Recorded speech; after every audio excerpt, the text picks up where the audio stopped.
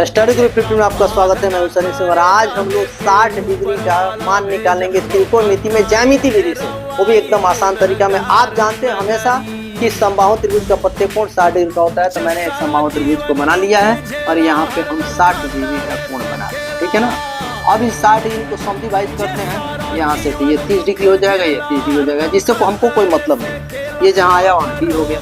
हम सभी भुजाओं को 2 इकाई मान लिए, टोटल यहाँ से यहाँ तक 2 इकाई। अब बताइए 2 इकाई को 2 बराबर भागों बांटे, जितना यहाँ पे उतना यहाँ पे, तो 2 को भाग कर 1 cm ये हो जाएगा और 1 cm ये हो जाएगा, ठीक है। तो यहाँ पे निकल गया, हमको निकालना है लंब, ठीक है। तो लंब बराबर क्या होता है, रूट अंडर कर्ण स्क्वायर माइनस आधार स्क्वायर।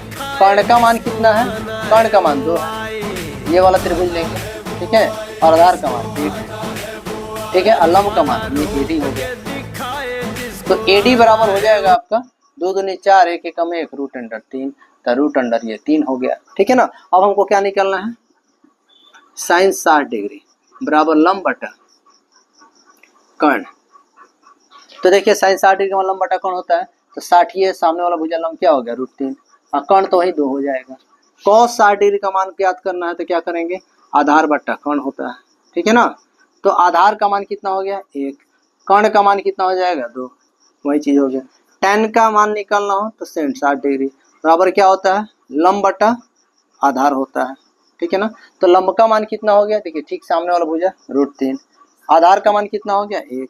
कॉट का मान निकालना हो 60 डिग्री का, तो कितना होता है, आधार बटा लंब, तो आधार हो गया 1 और लंब हो गया रूट 3, ठीक है ना। और बाकी जो है आपका सेक 60 डिग्री और कॉसेक 60 डिग्री का मान निकाल के आपको कमेंट बॉक्स में कमेंट करना है। देखते हैं किसको किसको आ जा रहा है। लेते हैं भाई, बाय।